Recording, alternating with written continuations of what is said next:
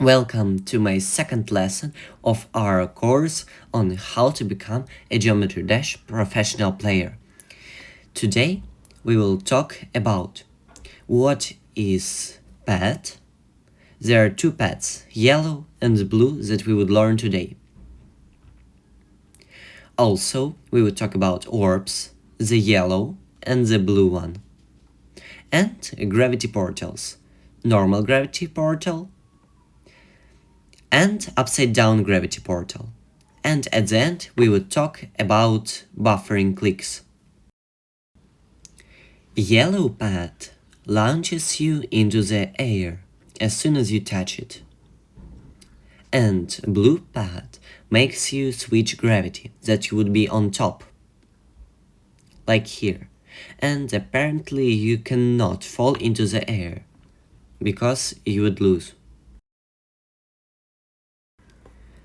Yellow orb allows you to click and jump in the air if your cube touches it. Blue orb works just like blue pad, but you have to click it. If you click the blue orb, you will change gravity. There is two gravity portals, yellow one and blue one. Yellow one makes you go on top and blue one makes you go on bottom. It works the same with every single game mode. For example, here we jump on a pad, after that we hit an upside down gravity portal, and after that it's an upside down gravity ship, which is way harder than normal ship. After that we have a blue orb. If we click on it, we will change the gravity. After what we can just slightly tap orbs in order to jump like a UFO. Gravity portals are very useful with the ball. Here we jump on the pad, after what we click and go through normal gravity portal that changes our gravity back.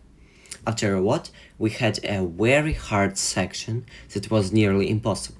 But now we have orbs. We can just click yellow orbs in order to jump in the air. After what we have to time the blue orb in order not to lose, and blue pad just changes our gravity. So this part is auto. Then we have the UFO. We go through the portal. After what, when we click, we go downwards. This section is very challenging because it constantly changes our gravity, as you can see.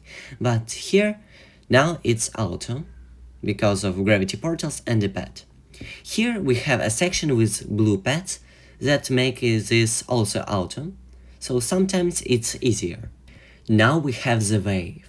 As you can see, none of the orbs except for blue one works with the wave. After what we hit a gravity portal, and as you can see, orbs also don't work with the wave. Only blue orbs work when we click while touching them. After what, it's an upside down wave. Now I will talk about how to buffer an orb, how to buffer a click, and what does it mean. It helps a lot with hard gaps. For example, here we click in the middle of the air in order to jump first possible frame. Here we should click in the air in order to jump on the orb on first possible frame. And with the ball it's the same. There are some very hard gaps that we can clear by just buffering every single click. It means to click in the middle of the air before we land on a structure.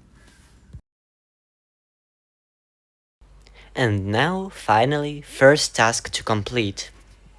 You should beat this level. You will have ID on the screen. It starts pretty easily, with a few clicks and an orb timing, after what you climb and jump on the pad. Then you just have to fly through this section. Here you can slide on the bottom, so it becomes easier.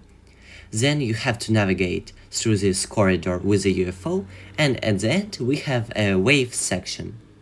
After what, the last click is auto. I hope you enjoyed this video, and if you have any questions, feel free to ask in the comments. I would answer all of them.